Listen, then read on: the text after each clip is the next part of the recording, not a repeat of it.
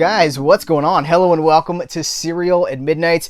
My name is Heath, and in this episode, we're going to continue a conversation that we've been having for a while. If you're up to date on your episodes over the last few weeks, the last few months, we've been talking about exploitation movies, specifically Sam Katzman exploitation movies. Now, it really got kicked off in high gear with the release of Cold War Creatures from Arrow Video. This is 4 films from Sam Katzman. Now, Sam Katzman's not a director. He's not a star. He's a producer. It's so rare that you would get a box set dedicated to a producer. You know, producers are the money guys. They're the guys behind the scenes that are kind of lining everything up and making it happen.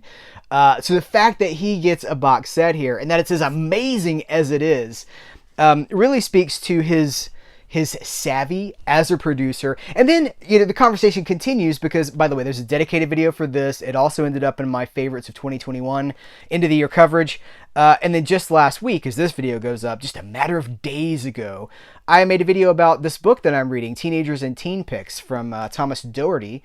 And this is a very sociological look at the 50s teen movie cycle and how rock and roll pictures, horror pictures, juvenile delinquent movies were targeted to teenagers in the 1950s. And guess who keeps coming up over and over in that book?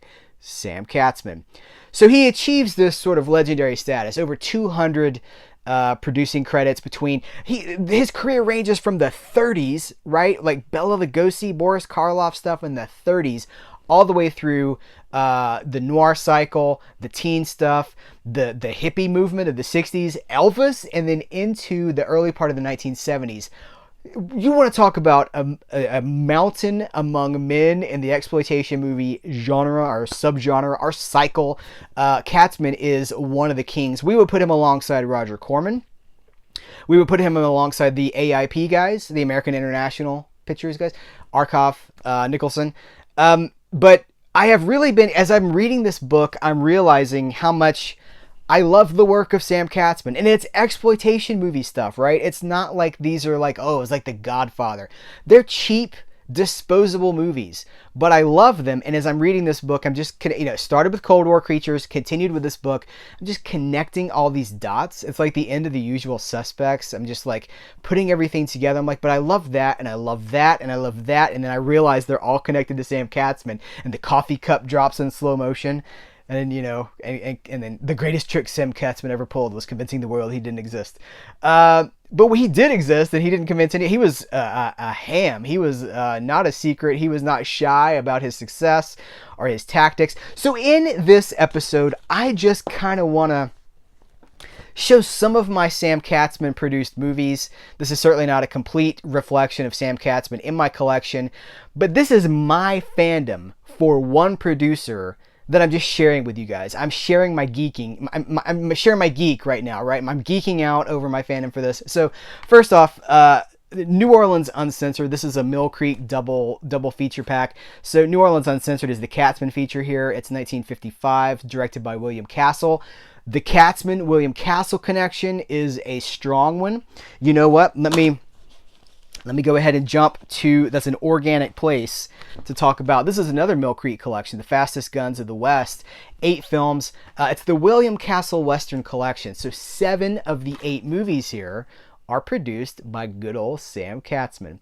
They're not, these are, again, none of this stuff's great. It's not that it's like, oh, those were award winners. They're never award winners. They're often B movies, are just super cheap. If he was spending $100,000 on a movie, that was really something. And he occasionally would spend more than that, but he would do it as cheaply as possible, and he would never lose money because he always was so tuned in to the trends. He would also say, like, if you're doing an exploitation movie, never do more than 3 on the same subject, which we'll talk about in a second. But this cut so highly recommended, right? The 8-Man, Bela Lugosi, the 8-Man. This is Fred Olin Ray's Retro Media label, Blu-ray for the 8-Man. A lot of this stuff's in the public domain, which is, I guess that's kind of a tip, is if you want to get into Katzman stuff on a budget and you don't want to. First of all, there's no place for snobbery, for HD snobbery in this conversation, because frankly, you're not going to see most of these movies in HD. The Cold War creatures treatment has not been given to most of the over 200 movies that he produced. So it's kind of a matter of just tracking them down and finding them. Some of them are in the public domain, and therefore anybody can release them, and they haven't been well respected. Just sidebar, public domain movies, right?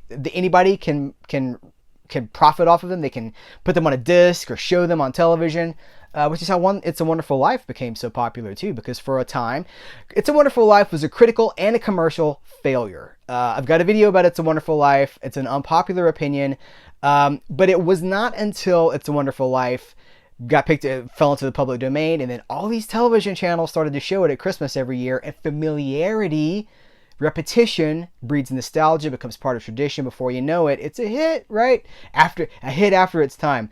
So public domain, nobody wants to re-release these movies, because anybody can, if you clean them up, what's to stop, Joe from down the street taking your hard work and then just selling it himself, because you don't own the rights to that movie, so a lot of this stuff ends up not looking great. That being said, Fred Olen Ray always does, he finds the best prints possible, and I got to talk to him about it. I love the way he does with this stuff. So there's one. Also, we're getting into poverty row stuff here too. So Bela Lugosi, this is a double feature with The Corpse Vanishes and Bowery at Midnight.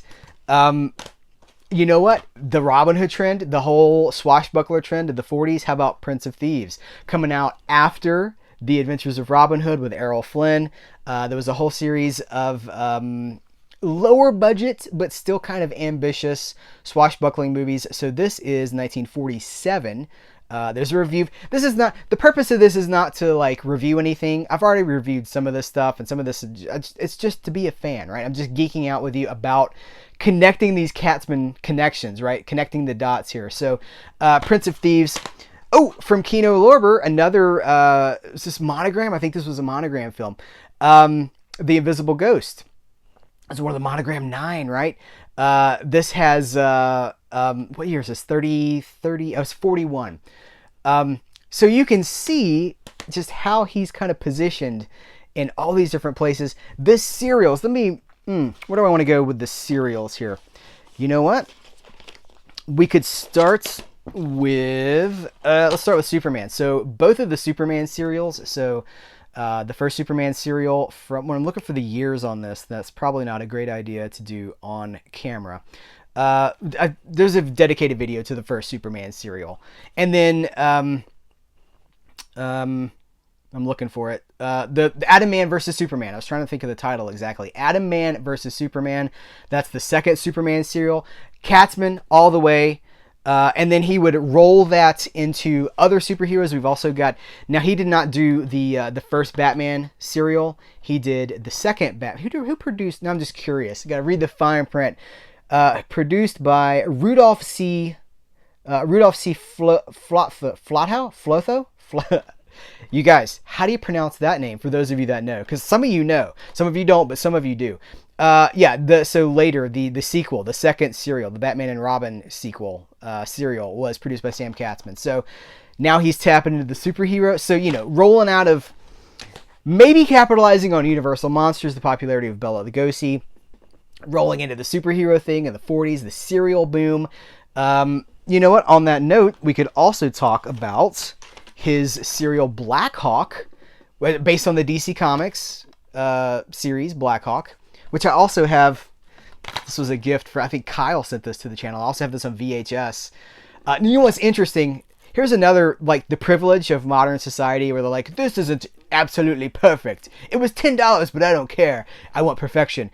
This VHS tape was $28.88, probably in the early 90s. I'm going to say this is around 93, 94.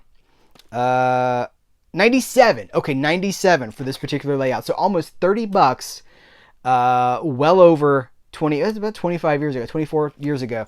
You translate that, that's over $50 in modern money just for 2 VHS tapes. We're living in the best of times, you guys. His savvy serial pulp chasing tendencies would lead him to the Jungle Jim franchise. Jungle Jim is Sam Katzman all the way. The collaboration with former Tarzan Johnny Weissmuller. When Weissmuller kind of aged out of Tarzan. He was no longer, he'd been an Olympic athlete, very professional, very fit athlete, and then he's Tarzan, and then he gets older and he just kind of ages out of it, right? So have no fear. There's a place for Johnny Weissmuller, the older Weissmuller, on screens in the Jungle Jim movies. Now this is not a serial, but it kind of feels like it. They're definitely pulp adventures, and I think there's 16 of them, which reminds me that I need to be reviewing these. I got to get started on actually writing these up. It's not enough to talk about them. I want to review them. It's a good opportunity to say, head over to CerealAtMidnite.com and hit the review archive and see if some of your favorites are covered in the Cereal at Midnight review archive. But the Jungle Jim movies are just so they're cheap, they're dirt cheap, and they get super exploitative as they go. So we started in 1948. And before you know it, so he's a jungle adventurer. He's kind of, he's not Tarzan. He's more of an Alan Quatermain kind of a figure, I guess, if I had to say what he was. Listen, we get into Pygmy Island, Killer Ape, Jungle Moon Men. So, over the next, that's 1955, they go to some crazy places. And then he loses the rights to the Jungle Jim name. It's a licensed property from, I want to say maybe it was King Features Syndicate, but I could be wrong. Don't quote me on that. I'm just talking to you guys. He has licensed the name Jungle Jim. He loses the rights. He doesn't stop making the movies. They just start calling Jungle Jim Johnny. Johnny Weissmuller just becomes Johnny Weissmuller in the movies, which is so awesome. It's so Sam Katzman. He's like, well, we're not going to stop doing this. We're just going to call it something else. So by that point, people know what they're getting into, right? They're like, oh, it's Johnny Weissmuller. He was at the foundation of the rock and roll movement. So in the mid 50s, some of the very earliest, possibly the very first rock and roll movies are credited to Sam Katzman. This is from Sony. This is an old double feature, two movie pack that I have with Rock Around the Clock. Let me get that one out. That's the one that came. Sidebar, this kind of bothers me, but not enough to complain. Well, I am complaining, but Don't Knock the Rock is the sequel to Rock Around the Clock, but they've got it here first. And I'm like, did the person that put this together not realize that Don't Knock the Rock is the sequel to Rock Around the Clock? So Rock Around the Clock is basically the Bill Haley story. Bill Haley and his Comets, right? Rock Around the Clock. I'm trying to think of some of the other ones. Give him the old razzle dazzle. I love Bill Haley. I just watched this last night just to refamiliarize myself with it because I'm digging the cats, man. Bill Haley, coming out of he'd been around since he'd been around for a while, but Bill Haley and his Comets had really only burst onto the scene in 1954, and they didn't really hit until 1956. The hits, the national recognition really happened around 1956. Katzman was right there with his finger on the pulse. So we get this movie in 1956. And then the sequel is, I think, also 56. Yeah. So this is what I was going to say. You do a 3. So he does Rock Around the Clock. He does Don't Knock the Rock. And then there's like one more. He would always say, and this is something that's in the book, that's in the Teen Pics book, is that your first movie is going to do, that's your 100% profit. That's, if that's 100%, your sequel, you want to do 75% of the gross of the first movie. And then by the time you get to the third one, if you can do 50%, you're doing well. But all the signs are there. It's time to move on to the next exploitable trend. They thought maybe it was going to be calypso music, but that was a dud. But what it did end up being was the juvenile delinquent movie of the mid to late 50s. The Wild Ones, Rebel Without a Cause, things like that. And then that leads to like Teenage Crime Wave. So much stuff comes out of this. But again, finger on the pulse. What are people talking about? What are they afraid of? The science fiction pictures, in addition to the Cold War creatures stuff. The Night the World Exploded is a 1957. I just reviewed this for CerealAtMidnite.com. Yeah, 1957 Sam Katzman film, directed by Fred F. Sears, who was his frequent. He worked with so tightly with Fred F. Sears, who died very young, probably from working too much, probably from the stress. Listen, I'm not the coroner, but it sure does seem like Fred F. Sears just kind of worked himself to death. And then, of course, we're going to end it here with Elvis. So, Harem Scarum with Elvis. This is for Warner Brothers. Also over at Warner Brothers, Kissing Cousins. It's just fascinating to me how this guy was so in touch with what was happening that he was able to profitably make movies about, monsters and film noir, thrillers, the monster movies, the Western, the huge Western cycle, the Jungle Pictures, and then capitalizing on Elvis, being like, this is the kid that is going places and we want to make money with him. It's fascinating to me. And so I think maybe this is an exhibit for fandom in action, because this is not a video that's tied to new release stuff. I did tie it to physical media just because I know that's what so many of you guys want to talk about, and that's how so much of this stuff is represented in my collection. But a lot of this stuff isn't on disc. It doesn't have DVDs. Some of this stuff is only, maybe it's on YouTube, maybe it's on a blog somewhere. Mystery Science Theater 3000 got a hold of some of this stuff back in the day. But goodness, that's the worst way to watch something with someone talking over it. Try to experience the movie on your own terms first, if you can. I think Teenage Crime Wave is a good example of that. I don't know of a DVD for that movie. But you've got over 200 movies that this guy made, or produced, is responsible for.